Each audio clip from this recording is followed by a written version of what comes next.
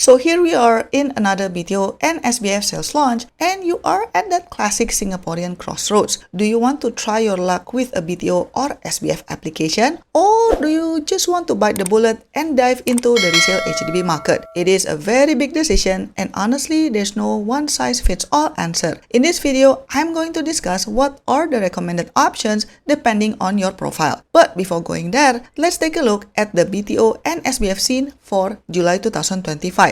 HDB has really ramped up the supply, which is good news if you are hoping for a new flat. We are talking about over 10,000 new flats on offer with a mix about 5,500 BTO units and over 4,600 SBF units. This is a pretty significant number, even more than what was initially planned for SBF this year. What's particularly interesting is that some of these BTO projects, such as Clementi Emerald and Bangkit Breeze, have shorter waiting times, which is under 3 years, and this is a pretty big deal compared to the usual 4 to 5 years we have seen before. We also have several BTO projects in mature towns, such as in Bukit Merah, payoh, and Clementi, which for sure will draw a crowd. For SBFs, a good chunk of them are already completed, meaning you could get your keys much faster. This increased supply is definitely aimed at giving more options and helping those who need a home sooner. Now, why would you go for a BTO or SBF? Well, the most obvious reason is the price. New HDB flats, especially BTOs, are generally more affordable because they are subsidized by the government. This means you are likely to pay less upfront compared to a similar flat in the resale market. For example, a 4-room BTO in a standard project could start from around $236,000 in a non-mature areas after grants, while a 4-room resale in the same area might be well over $500,000. Plus, you get a fresh 99-year lease, which is a big advantage for long-term ownership and potential appreciation. You also have the chance to design your brand new home from scratch, which is a dream for many people. And let's not forget the various CPF housing grants that are often more generous for new flat buyers. The enhanced CPF housing grant for families can go up to $120,000, significantly reducing your cash outlay. The shorter waiting times for some BTOs in the current launch are also definitely making them more appealing too. However, it's not all sunshine and rainbows with BTOs and SBFs. The biggest hurdles are the luck that you need to succeed in the balloting process and the waiting time for construction, even with the shorter ones. 3 years is still a considerable period to wait, especially if you are looking to start a family or need a place urgently. And while SBFs offer a faster move-in, they tend to be highly contested because of that very reason. Based on previous launch, application rates for first-time families for 3-room and bigger BTO flats can still hover around 1.1 to 1.9 in standard estates and much higher in popular or smaller flat types, meaning competition is real. For singles, it is significantly tougher with application rates sometimes reaching 4x or 12x for 2-room flexi flats. Also, your location choices are limited to what HDB decides to launch in each exercise. You might not get your ideal neighborhood, and newer estates often mean that amenities are still developing. And then there's another problem with SBF, where HDB mixed in the new builds from the repurchased older flats. No joke that when I say old, it could be like a 40-year plus old flat. As you know, with the current rule, applicants can only pick a town and the flat type. For example, Ang Mo Kio 4-room flat or Bedok 3-room flat, but that means they could end up having to pick from old flats depending on their queue number. This is possible especially in mature towns where you have a mix between old and new upcoming flats. Combined with the penalty if you get a queue number but do not select a flat, the choice becomes unfortunate, especially for young couples. I think at least the flat leasehold should outlast the youngest applicant, right? A clear distinction would have made the application process so much smoother and fairer for everyone. I hope HDB will revisit this rule in the future. And then there's also the element of luck with the balloting system. You are not guaranteed a flat, especially in popular estates. HDB has stated that virtually all first-timers families are invited to book a flat within their first 3 applications for BTOs in non-mature estates,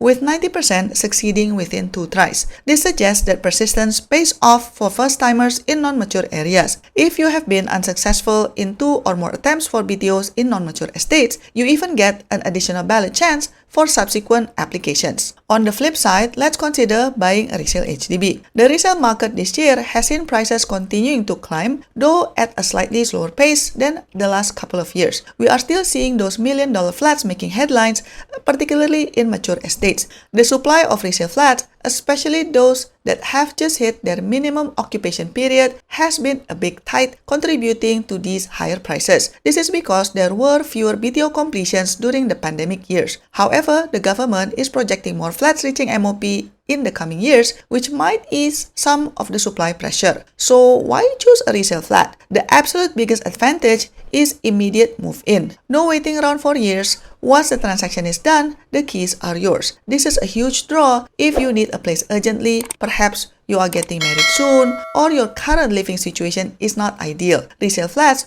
also offer a much wider variety of locations, including those highly sought-after mature estates with established amenities like schools, MRT stations, and shopping centers. You also get to see the actual unit before you buy, unlike a BTO where you need to look at the floor plans and the site plan. And generally, older resale flats tend to be larger in size compared to newer BTO units, giving you more space to play with. You might also have some room for negotiation on the price, something that you don't get with HDB's fixed BTO prices. For loans, the HDB loan interest rate currently is at 2.6% per annum, pegged to the CPF OA rate. Bank loan rates are trending between 2.5% and 2.75% for fixed packages in this time around, offering competitive alternatives to HDB loan, though they require a higher cash down payment, at least 5% cash out of 25% total down payment, compared to the HDB loans 10%, which all can be paid with CPF. But of course, there are downsides to resale. The most significant thing is the higher price tag. You are paying market rate, and in today's climate,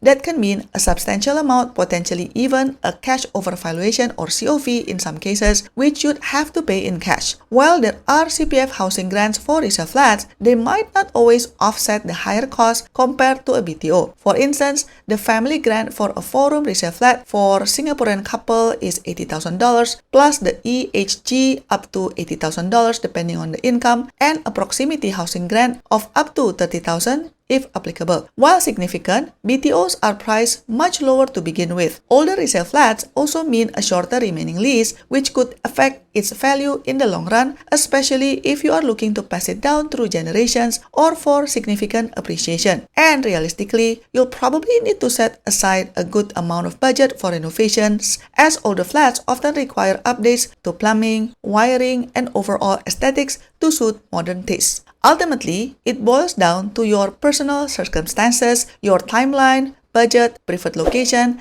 and how much patience you have. Both options have their merits and drawbacks. It is wise to get your HDB flat eligibility letter sorted out well in advance, whether you are eyeing for a BTO or SBF or a resale flat, as this will tell you what you are eligible for in terms of purchase and grants. To help you make a decision, let's discuss some rough comparisons for different applicant profiles.